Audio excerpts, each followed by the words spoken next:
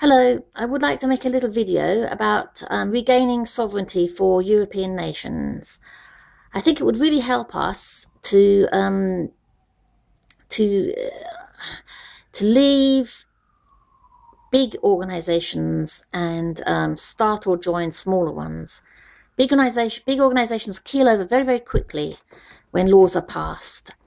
They have to do so, or the government can swoop down upon them and make examples of them. So if a company employs, say, 10,000 people, they can all be suddenly influenced by the law in a moment. Whereas if those 10,000 people worked for 100 smaller companies, it would be far, far harder to control them. If they all worked for 1,000 smaller companies of just 10 people each, then it would be a hell of a lot harder for the government to control them. I mean, imagine how difficult it would be if they all simply refused to comply with the law. Could the government make an example of 10,000 companies or 1,000 companies even? Not very easily, no. Not even 1,000 really. 10,000 I think would be not something they could do. Now if all big companies were actually lost in the end to division, to people setting up smaller competitive companies, and they all refuse to obey laws that dispossess us of our countries, then we could probably be far too much for any government to handle. I therefore recommend absolutely joining smaller companies for employment or setting up a company yourself. I also completely recommend using local shops, local indigenous shops, or any indigenous enterprise, even leftist ones or ones that are non-racist, because at least then you're not giving your money actually to foreigners who will use it to bring in more of their family. You know, even if you're giving it to leftists, at least they won't be using it to bring in more of their family. They might be giving it to charity, but it won't be that much, because they like to use indigenous people's taxes to bring in foreigners in and house them in new council estates and so forth. They don't like to spend their own money. They're all hypocrites. You know, so but I wouldn't even advise using leftists if you can help it.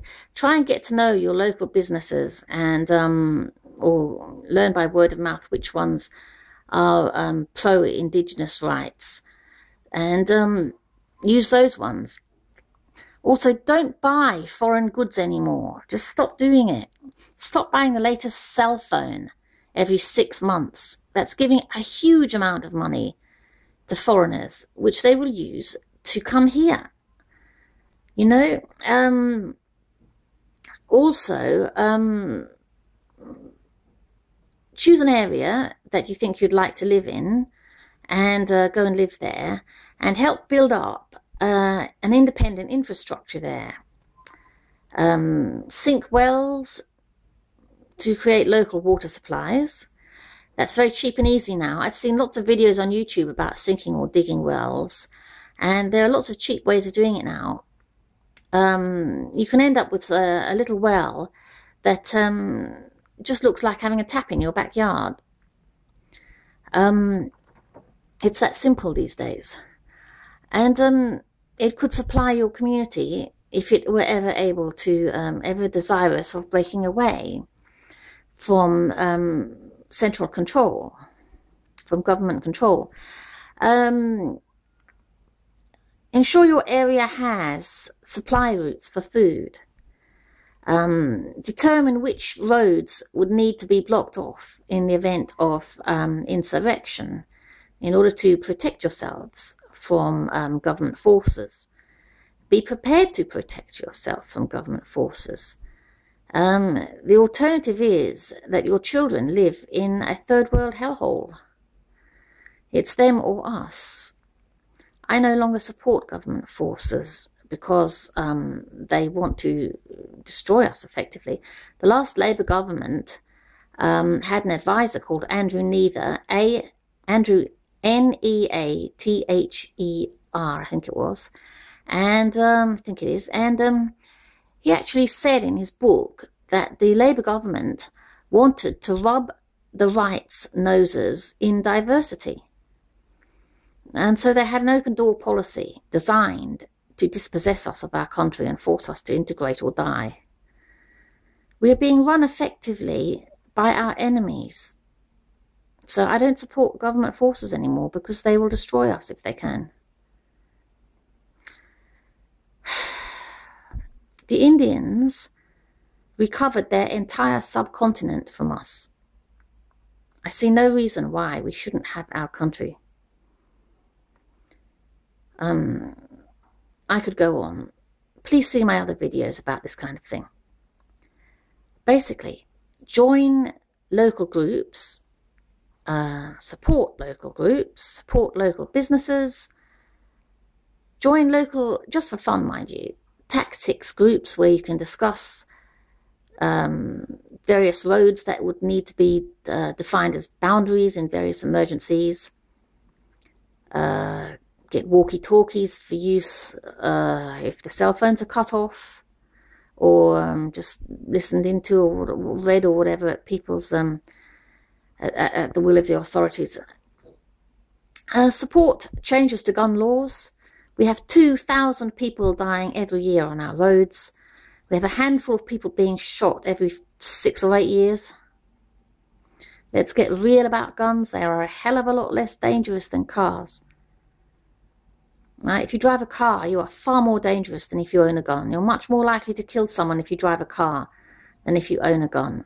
Realistically, you are a more dangerous person if you drive a car than if you own a gun. That's the truth. Okay, so do all these things, and then one day, hopefully soon, we'll be strong enough to communicate with each other as our own. Oh, and don't vote for any of the major parties anymore. Ever, ever, ever. Don't go running back to Labour. They tried to kill us. They hoped they would already have done so they wouldn't have to get in power again. Don't put them back in power.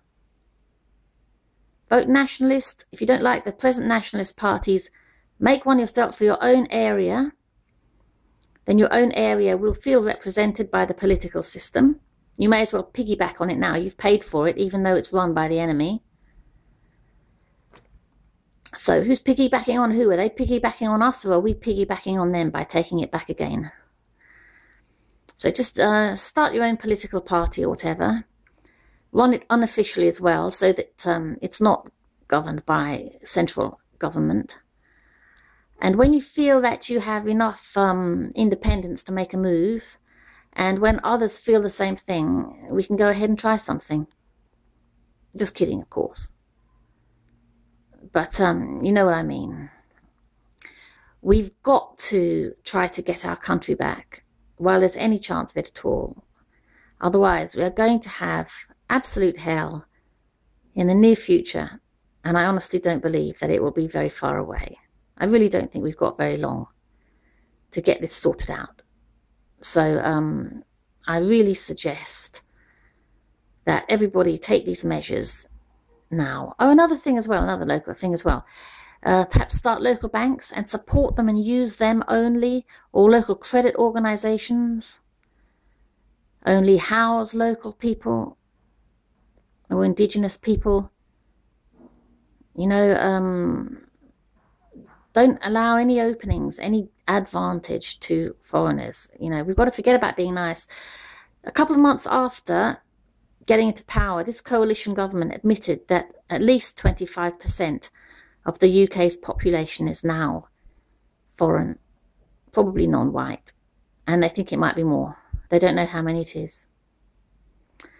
So that's at least 15 million people that have to be dealt with. A very difficult situation. And they've also admitted in the past, the Labour government has, that they have at least 10,000 Al-Qaeda terrorists roaming the streets of England. That was about 10 years ago they admitted that. It's probably 20,000 by now.